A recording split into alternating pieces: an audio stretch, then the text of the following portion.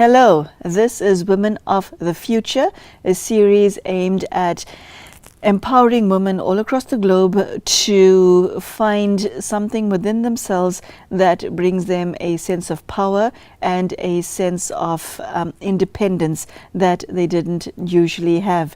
My name is Magla Pillay and I'm in the studio with Sister Denise, and today we will be looking at the subject entitled Forgiveness, Bringing Resolution or Closure. Sister Denise, thank you for joining us. Thank you. Tell me, forgiveness and resolution and closure. One normally hears of just forgiveness, and the term that is normally expressed is it is important to forgive, otherwise one cannot move on. What does forgiveness have to do with resolving things and bringing closure? You know, I don't really use the word forgiveness because of ways in which it's interpreted and because how it's defined. To forgive means that you wipe away the person's debt. And according to the philosophy of karma, you are not in a position to wipe away someone's debt. A debt becomes wiped away when the person settles the debt. So I rather use the word letting go. I think the operative words are really achieving closure and resolution. To resolve a conflict or a wrong which has not been resolved is a lot of work. To let go is another amount of work. To achieve closure is something that, you know, there's work involved individually with the other party and so on. So I really like to stay away from the idea of forgiveness, which is more unilateral and assumes that you can. When something is there as an unresolved debt between two parties, the sign of its existence is pain and suffering. And there may be suffering on the part of one of the parties, or both parties may suffer, both of them. And of course, in our culture, we keep talking about forgiveness. You know, you did this, and this, and I forgive you. Are you saying then, in the manner that that word is ordinarily defined, there is no such thing as forgiveness? Yeah. Oh, wow. That's a big one. Because I think this is why people have such a hard time with it. Yeah, because the word forgiveness exists in practically every language on the planet. Well, every language where in the culture the concept of forgiveness is part of the religion. You see, because if you take Christianity, which is where forgiveness comes a lot, and the word forgiveness comes, as far as I can tell, in Christian cultures. And this is because of the idea of Jesus Christ will forgive your sins. Or there are some cultures, like if you take Hindu culture, the idea of God rewarding and punishing is there. God will reward you for your good deeds and punish you for your bad deeds, which is also there in the Old Testament. Now, sometimes a person has done an action which is not just morally bad, but illegal. They may have murdered somebody or something, and then they will confess that sin to the priest. And then the priest is held by his office not to tell that to the judiciary, you see. And then he's in a difficult position. So then there are some countries where they say the priest has to say in such circumstances, and of course the priest will have to deal with his conscience. You know, maybe someone has done some really awful thing and there's a lot of people suffering and the priest is the only one who knows. Well, he's bound morally to act, and yet his office prevents him to. So it creates a lot of complications. I think pull the word out of the religious context, and it comes, okay, you owe me $1,000, I'm not going to force you to pay me like that. But you see, when it's a financial debt, even if you've forgiven the person's debt, they will feel honor bound to repay it sooner or later. And you see, the laws of karma say that you cannot avoid repayment of a debt. It's impossible. So the laws of karma are totally at odds with the concept of forgiveness as described in Christianity. Which is why in Christianity they don't really like the idea of the laws of karma. And why in Hinduism don't really like the idea of forgiveness.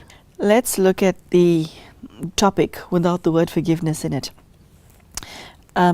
Someone has harmed a woman listening to you today, and someone has harmed her either physically or verbally or in any other way. Now she's sitting with this pain. What do you do with the pain? That's a different thing, you see. Now, someone has harmed you, so they've gone into debt. They have to repay the debt. It's an incontrovertible law. Now, you have taken sorrow. You have taken pain. You have also done something wrong. To yourself. By taking the sorrow, by taking the suffering. These things get very, very complicated. Now, your question is, what do I do with the pain? On one level, I endure it. Because pain is something that is very strong at the time, and then it kind of, falls away slowly, usually. Some people, why I like the word letting go, they won't let go. They sort of increase the pain. They go over and over it. They talk about it. They resent it. They build it up, you see. And there you're really doing another sin yourself, you see. To yourself. Or, you see, if you're creating a debt by being negative, okay, that person has to pay sooner or later, but you also have to pay. So it ends up double taxation, you can say. Okay, somebody did something bad to you. You can take it as, okay, I'm settling my debt to this person because I may have done something to get into debt with them and they're giving me suffering, we're even. You could take it that way. And how you will take it depends on your intuition. If you have very fine intuition, you will sense which thing it is. Another way you could take it is, it's a test. It's a test of my capacity to endure, my capacity to let go, my capacity to accommodate. So if you feel this is what it is, then you could take it that way. Because if you don't endure, you will take it as a provocation to justify you having a negative feelings or behaviors or whatever towards them. So I think what we're trying to do in spirituality is to be able to manage the negative energy that comes. I always suggest to people, consider it to be a test, because if you consider it that way, then you use it to enable yourself to become more powerful in terms of your capacity to endure and all of this. It's going to teach you to be able to let go and move on. Always take it as something that's to your advantage, because whatever it happens to be, you'll always be ahead when you do it that way. It takes an inordinate amount of power to pull what you just said off. When you're hurting, seriously hurting, you don't have pain, you are the pain. You breathe in pain, you breathe out pain. My question is, where do you get the power from to be what you just described? Many of us would like to be what you just described, but you can't. The pain that some souls carry is so traumatic that it emerges from the subconscious because it can't stay there. The subconscious cannot contain that level of agony. So where do you get the power from to do what you just said? You get it from the source. And I think this also means you have to really think about what is God, what is that energy, how does that being operate and function and so on. And I think that the religions do touch upon it, but I don't feel that the world has got maybe a full picture. It is said only God can define himself. The amount of sorrow in the world, has it been increasing over time or decreasing? Definitely increasing.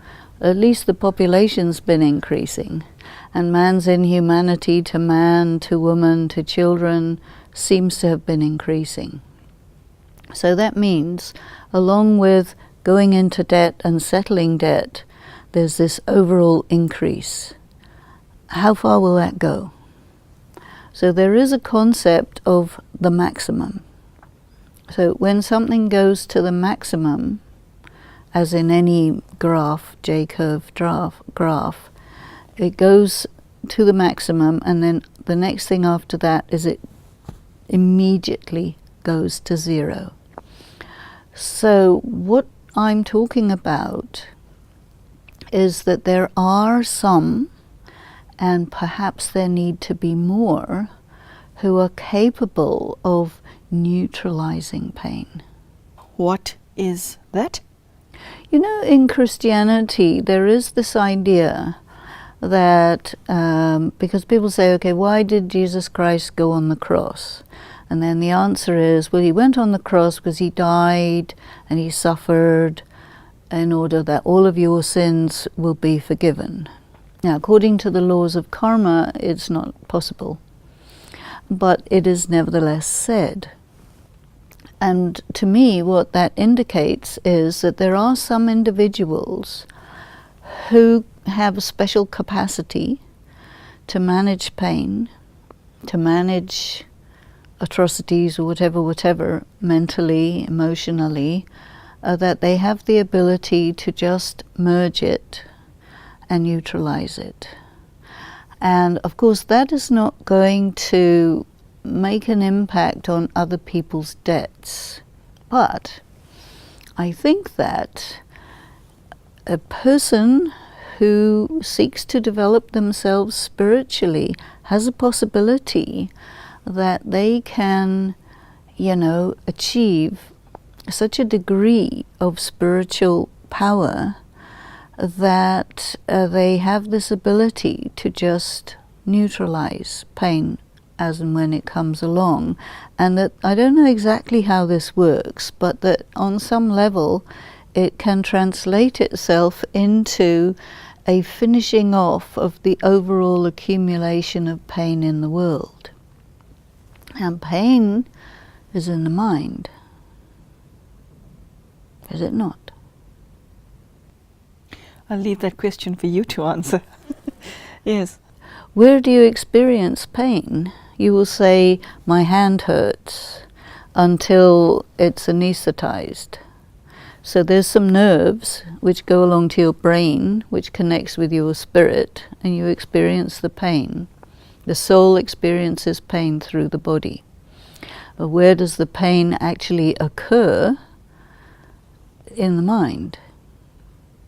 So depending on your relationship with pain, such as the intensity of the pain, and if you have great spiritual power, you can manage great pain and make it disappear. So this is an extraordinary phenomenon. Yes, it and is. there has to be some meaning in there that we can draw from, so that we can see, okay, when everything reaches its absolute maximum, then it goes to zero, like no pain for anyone for a long, long period of time. How does ego come into play here? It is a very relevant question, because ego is a mask that you adopt to substitute for your real self, because your self has sort of lost its sense of self, lost its dignity, has been shattered. So you replace it with ego. And this happens when you cannot take pain, when you cannot take opposition. And in theatre, they show the symbol of theatre is a mask smiling and another mask, a sad mask. And our face is anyway a mask. And the face will show you're happy or you're miserable. The face doesn't lie. So the face is the indicator of the soul. Again, that takes us back to pain, suffering, etc. is experienced in the soul through the body. As the soul separates from the body, your relationship with pain changes. What happens when someone's killed? Maybe they're shot or they're knifed or whatever. Some system is there to kill a person that causes the soul to separate from the body, at which point the pain of the process of killing is finished. So the intention of the killer or maimer or whatever is to make a person feel pain. And people experience emotional pain, social pain, financial pain, every variety of pain, and the ability of the soul to manage pain is almost not at all there, because the soul has become weak. Now, when the soul starts to take power from the Supreme Being, it changes your relationship with pain.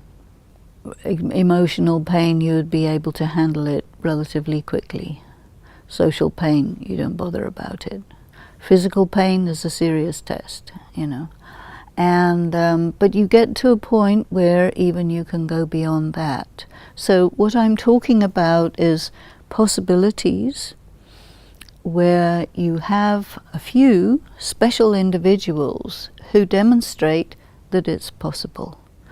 This is not necessarily possible for everyone, but even if it's possible for one person or 10 people, those people become some sort of catalyst or some sort of instrument which has an effect on the larger number of people who don't have that capacity. So what I feel is that those who reach that level of spiritual competence, what they do for themselves also has an effect on other people. And that's a kind of service. And maybe it's some sort of an instrument to bring us from this constantly increasing global quantity of pain to a point where it's over, it's finished. I think women have actually greater capacity for pain than men in general. To experience it or to neutralize it? To manage it. To manage it. You know, sometimes I give a little joke that I say, if a man had to give birth, he'd only do it once. Right. Because it's very painful. Yes. Yes, it is. And a woman is usually expected to go through this several times. If you think about the Taj Mahal, famous, beautiful shrine to Mumtaz Mahal. Why did she die? She died in childbirth of her 13th child. Because giving birth is a huge deal. And you have to handle a great deal of pain. Sister Denise, as far as resolution and closure is concerned, it's about yourself, isn't it? It's got nothing to do with the person who inflicted the pain upon you, either through something that they did or didn't do. Maybe. I think, nowadays what people are beginning to do is meet the person who did whatever it was and work it out with the person. And a lot of people are finding resolution and closure through that. Not necessarily a lot, but some. You keep hearing of it more and more. That works for some and not for others.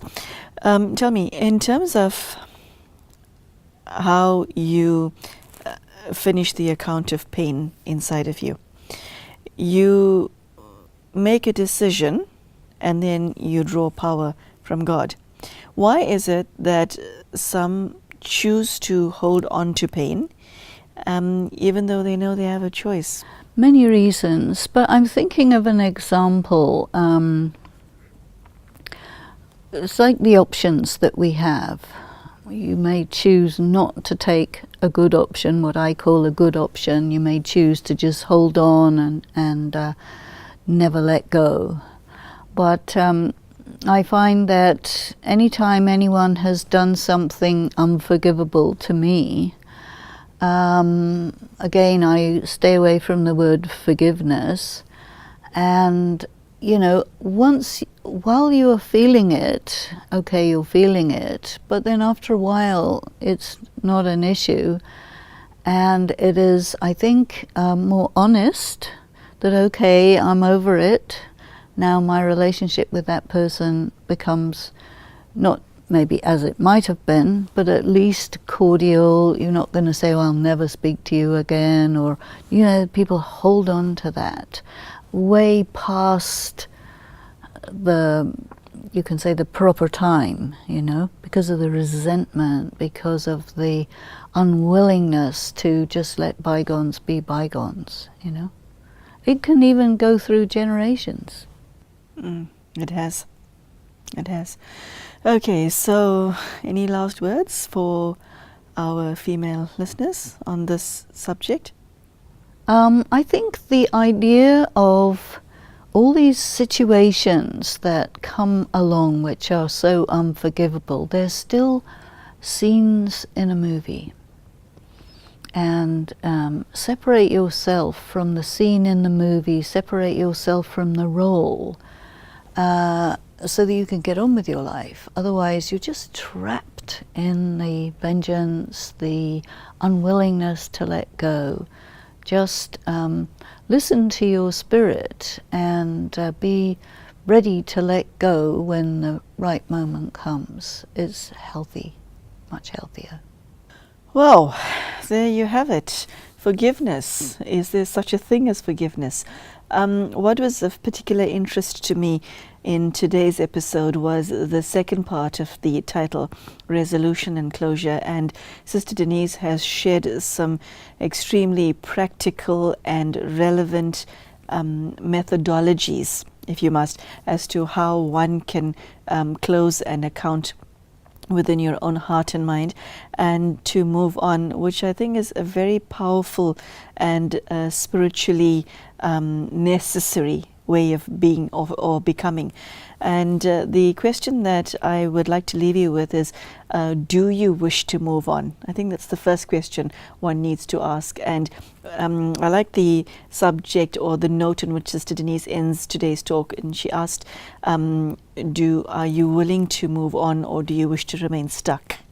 Thank you so much for joining us. Thank you, Sister Denise, and goodbye for now.